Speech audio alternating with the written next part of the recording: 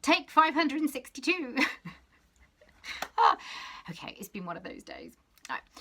Hello and welcome to another Lisa Miller seminar. This one is about how to prevent calling out, something I'm asked about all the time.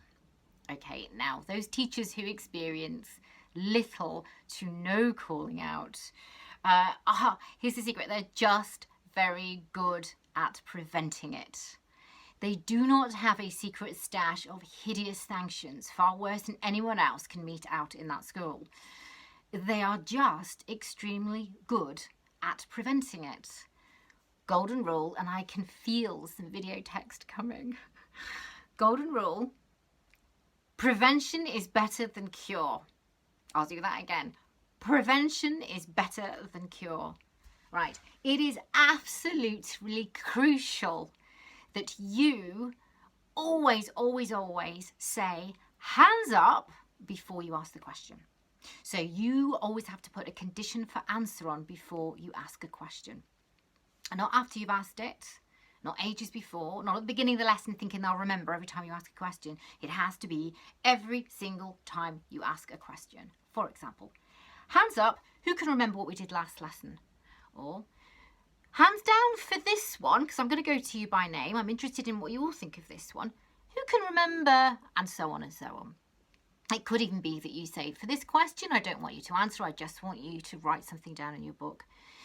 The key is that it's absolutely every single time you ask anything of your learners, whether they're 4 years of age or 16, you always stipulate exactly how you want them to answer it.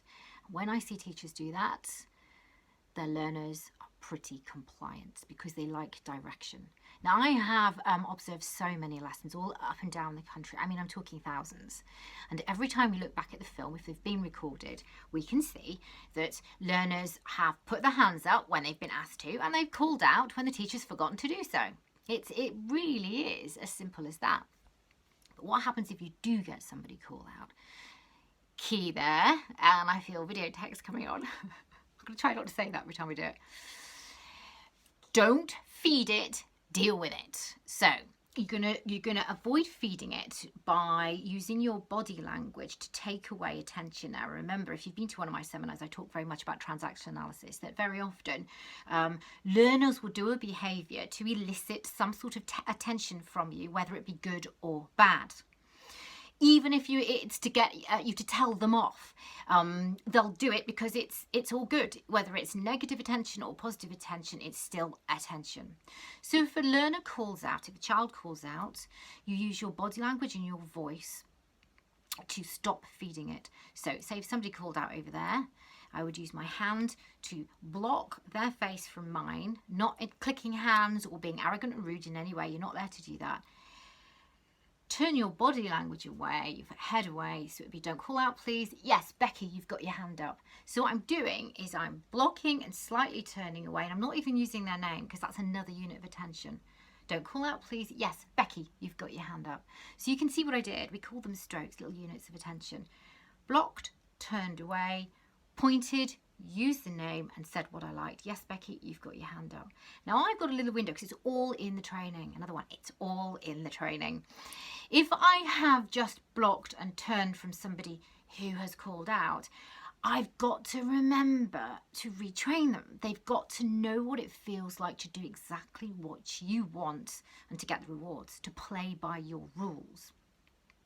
So I've got about 5 minutes after I've blocked and turned to come back to them and to catch them doing it as I like, so they feel the rewards, they get the attention for that. So if I ask another question, hands up, blah, blah, blah, and then that particular child does put their hands up, I've got to be sure to catch them doing it so they get the reward. Yep, David, you got your hand up. It really is a matter of training someone that, yes, I will look at you and go to you and listen to what you have to say if you do it on my terms. So you reinforce what you want. Hands up, please, every single time you ask a question. You don't feed it when you get calling out, and you retrain. So to repeat, let me do a little bit more video texting. Always, always, always put a condition for answer. Hands up. hands down, I'm going to go to you by name, whatever it is, so a condition for answer. Deal with it, don't feed it, and then reinforce and reward what you do want. Okay, good luck with it. Let me know how you get on when you try this one out and when you remind yourself. A lot of it is about your own self-discipline. How compliant and disciplined they are very much relies on your self-discipline and how consistent you are. So let me know how you get on, and don't forget to subscribe. I don't even know where the button is. Tell I'm new at this. Don't forget to subscribe so that you see my next film that'll be coming out. I'll have to have a good think about what that is, but I'll let you know. All right then, thank you very much, and thank you for watching.